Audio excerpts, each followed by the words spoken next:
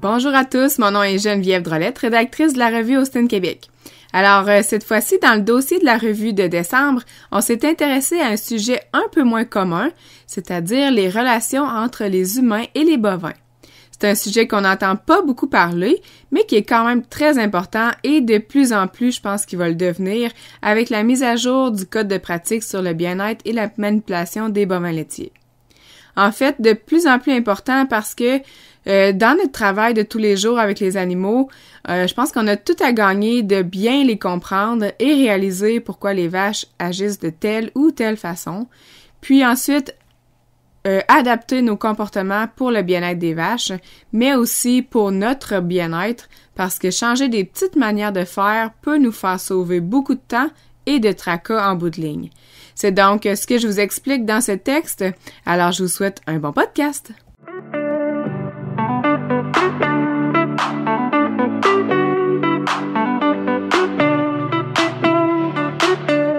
Tout bon producteur laitier sait que de bien s'occuper de ses animaux entraîne de la productivité et par conséquent de la rentabilité. Étant donné que ces bêtes ne parlent pas, il est crucial d'avoir un sens d'observation très aiguisé pour arriver à comprendre leurs moindres signes. En les observant attentivement, plusieurs spécialistes ont appris à interagir avec les bovins de façon à minimiser leur stress et leurs émotions négatives. Entrons donc dans le monde des relations humains-bovins. On va commencer en abordant les sens chez les bovins. Donc, contrairement à ce que certains peuvent penser, les vaches ne réagissent pas à la parole chez les humains. Les animaux pensent plutôt en termes d'image, de son, d'odeur, de toucher et de goût, alors que les humains combinent tout ça, en plus d'y ajouter des mots.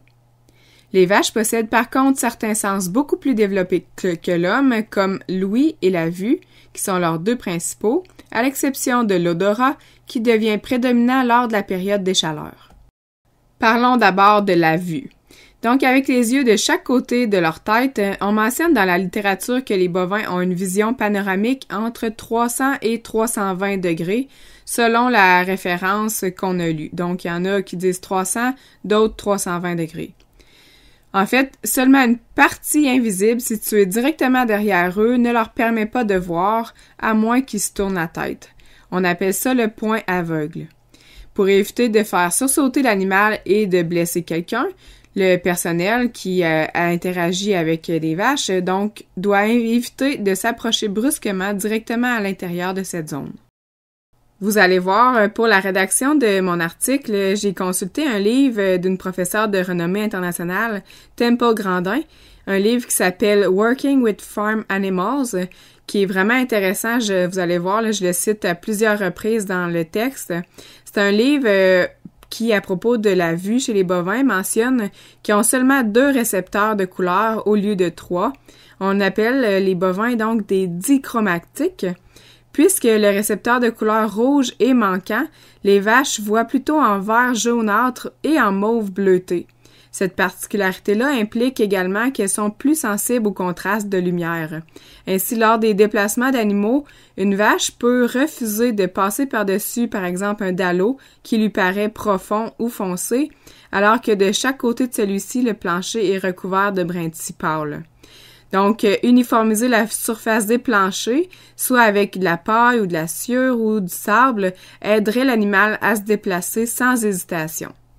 Aussi, ce type de vision implique qu'il mesure mal les profondeurs. Temple Grandin indique qu'au pâturage, par exemple, quand des animaux se déplacent et qui sont alertés par un contraste de couleur, ils arrêtent et baissent leur tête pour avoir un aperçu de la profondeur du trou ou du fossé, peu importe. Ainsi, ils sont régis par le même instinct lors des déplacements dans l'étable. Elle recommande de leur laisser le temps de se baisser la tête et d'analyser la situation. Évidemment, ça peut prendre un 30 secondes de plus, mais ça vous évitera de dire quelques gros mots en tirant sur vos vaches. Par ailleurs, Ron Hill de l'université A&M au Texas affirme que l'animal sera difficile à bouger si son nez est près du sol ou, à l'inverse, si sa tête est dans les airs et qu'il est à l'affût. Il faut plutôt attendre que la tête de l'animal revienne à sa position normale avant de vouloir le déplacer. Une autre chose importante à savoir, c'est que le temps d'accommodation de l'œil des bovins à des changements de lumière est 5 à 10 fois plus long que chez l'homme. Son acuité visuelle, c'est-à-dire que la mise au point nécessaire pour distinguer les objets éloignés, est également lente. Aussi, pour faciliter l'entrée dans une cage de contention, pour le parage d'onglons par exemple, l'éleveur devrait toujours enlever tout objet, courroie ou chaîne, etc., qui dérange l'environnement visuel de l'animal. Le fait que l'œil de la vache ait à détecter le moins d'objets possible accélérera son déplacement. Aussi, il est conseillé d'avoir une bonne luminosité partout dans les couloirs de déplacement. Les animaux sont également très sensibles au ton des personnes qui les entourent. Ils reconnaissent la voix d'une personne gentille qui les traite bien et, à l'inverse, ils se rappelleront d'une personne qui ne leur a pas donné des bons soins. On dénote que les meilleurs gérants de troupeaux en stabulation libre sont complètement silencieux quand ils déplacent les animaux. En évitant les sons forts et les bruits non nécessaires, on remarque que les animaux restent plus calmes et sont plus faciles à déménager. Pour en ajouter à ça, une étude de Pajor et al. De 2000 à 2003 a démontré que de crier était aussi aversif pour les vaches que l'utilisation du bâton électrique. Par rapport au sens du toucher, les bovins sont des animaux grégaires. Ils aiment sentir la présence d'autres animaux autour d'eux, spécifiquement à une distance de moins d'1 mètre. Ainsi, lors des déplacements, il faut privilégier de faire en groupe plutôt qu'un individu à la fois quand c'est possible. En commençant par l'individu dominant dans la hiérarchie, les autres membres du troupeau suivront instinctivement ce dernier. Dans le cas où une intervention est nécessaire sur un seul animal, on recommande de laisser l'animal en contact visuel avec le reste du groupe, ça sera plus rassurant pour lui. Aussi, lors des touchés avec les animaux, les humains devraient toujours tenter d'imiter le léchage d'une mère avec son veau. Un contact ferme va calmer le bovin alors que les caresses vont l'énerver. Tout comme les humains, les animaux ont de la mémoire. Ils emmagasinent les sensations basées sur les interactions qu'ils ont avec leur environnement et font des associations positives ou négatives entre elles. Effectivement, si la première expérience avec un objet ou une personne ne se déroule pas bien, l'animal s'en souviendra la seconde fois. Sachant ça, il est utile de rendre les premières expériences des animaux non stressantes afin de leur prouver que leur environnement est sécuritaire. Au fil des interactions avec les animaux, il est impératif de développer une relation de confiance avec eux. Dans une présentation d'Anne-Marie Depasquier au Symposium sur les bovins laitiers en 2008, elle affirme que la relation entre l'animal et l'humain commence à prendre forme tôt. Elle affirme que de nombreuses études démontrent que des traitements et des manipulations délicats et fréquents des jeunes animaux réduisent leur peur des humains lorsqu'ils sont adultes.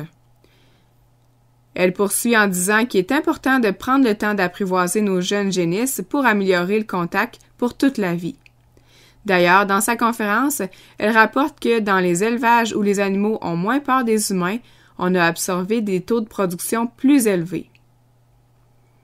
Dans le cas de mangeoires à carcan, les premières fois où une génisse ou une vache doit passer sa tête à travers la barrière, on doit donc éviter instantanément d'utiliser la barrure.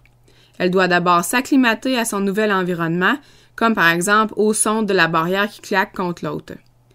Ainsi, quand elle va comprendre qu'il n'y a rien à craindre, il sera alors plus facile de l'immobiliser dans le carcan pour faire l'intervention voulue, comme par exemple la vaccination.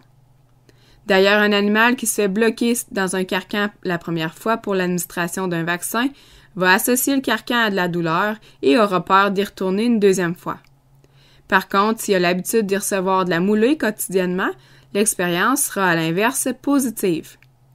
Aussi, lorsqu'un animal est embarré dans un carcan et qui est agité, on recommande de le laisser se calmer avant de le relâcher.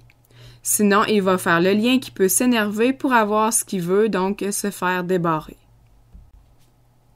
Un autre exemple, c'est dans le cas de l'écornage, on conseille d'administrer un analgésique avant de procéder à l'intervention. Ainsi, lorsque l'effet du médicament va s'estomper et que le veau va recommencer à avoir mal, il ne pourra pas reconnaître la source de cette douleur. Un dernier exemple est lors d'un démarrage avec robot. Il peut être utile de laisser passer l'animal à l'intérieur de la cage du robot sans pour autant le faire traire la première fois. Par ailleurs, ajouter de la moulée lors de la traite robotisée aide à rendre l'expérience encore plus positive, ce qui cadre parfaitement avec les principes comportementaux des bovins. Si un producteur doit déplacer des animaux à l'aide d'une remorque, il est impératif de conduire prudemment et d'accélérer doucement, sans freinage brusque, pour éviter que les animaux perdent pied. Ainsi, ça va contribuer à rendre l'expérience positive et ça va aider à l'embarquement dans la remorque la seconde fois. C'est aussi le même principe à l'exposition. Pour habituer les génisses à l'arène de jugement, on conseille d'y aller avant la journée de jugement pour s'acclimater à l'environnement. Ainsi, les animaux développent une relation de confiance et ils s'habituent à ce qui se passe autour d'eux. D'ailleurs, on remarque que dans certaines fermes, les vaches sont calmes malgré la présence d'enfants qui crient et jouent dans l'allée. Alors que dans d'autres, les vaches seront effrayées à la venue d'un enfant car elles y sont tout simplement pas habituées. Seule contradiction, Temple Grandin affirme que les jeunes veaux n'ont pas encore acquis la capacité de mémoriser les expériences, aussi négatives soient-elles. Ainsi, jusqu'à quelques semaines d'âge, ils ne feront pas encore l'association entre une mauvaise expérience et la peur. Suivant cette logique, il est raisonnable de penser que la pose d'étiquettes d'oreilles peut se faire très tôt sans entraîner d'effets négatifs sur le comportement de l'animal. On va maintenant aborder le thème des déplacements. Plusieurs expériences de Dr Grandin ont démontré que de manipuler et déplacer des animaux doucement prévient non seulement les accidents, mais les animaux sont aussi moins sujets à être malades. Pour bien comprendre les principes de déplacement des bovins laitiers, on se doit de connaître 3 zones imaginaires qui encerclent l'animal. Tout d'abord, la zone de pression. C'est la zone la plus éloignée autour de l'animal. Quand un prédateur, en guillemets, entre dans cette zone, l'animal tourne la tête et se met aux aguets. Il va attendre de voir ce qui se passe par la suite. Un peu plus près de lui, on a la zone de fuite. Donc, quand un humain qui est entré dans la zone de pression et qui continue d'avancer va ensuite entrer dans la zone de fuite. À ce moment, l'animal qui ne peut plus, entre guillemets, supporter la présence de l'humain va se retourner pour s'en éloigner.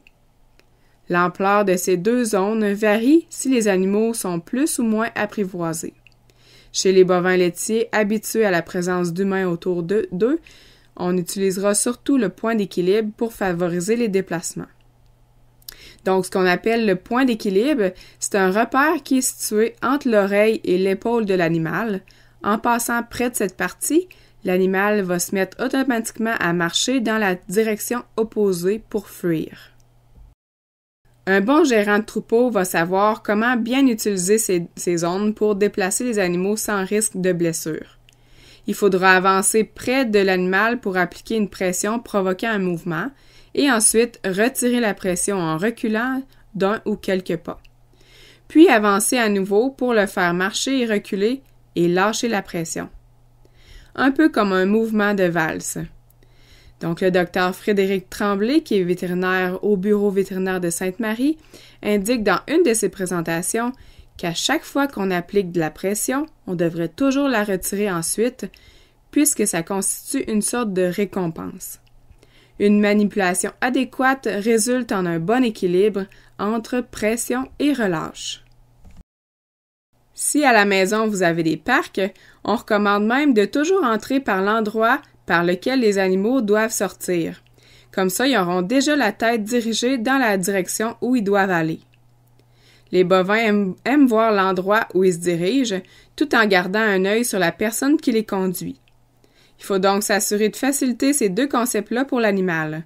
Donc, on se déplace d'avant en arrière, parallèlement à l'animal, d'un côté à l'autre de son point d'équilibre. Et tout ça en gardant libre l'endroit où ils doivent aller.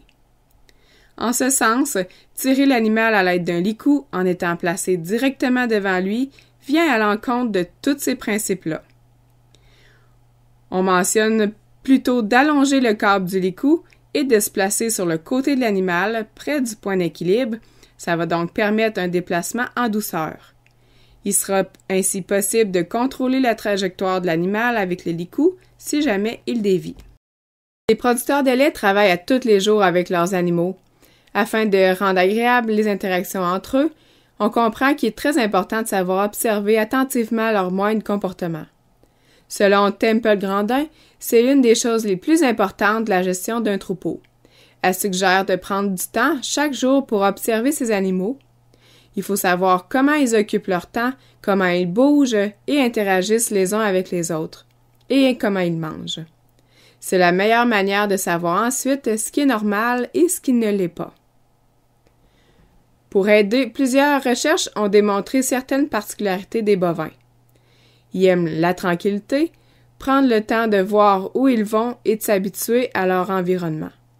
Leur instinct guide leur peur et le personnel qui travaille avec eux peut profiter de cet instinct lors des déplacements en utilisant leur zone de pression et leur point d'équilibre. Mais ce qu'il faut retenir par-dessus tout lorsqu'on travaille avec des animaux, c'est qu'il faut prendre le temps de prendre le temps.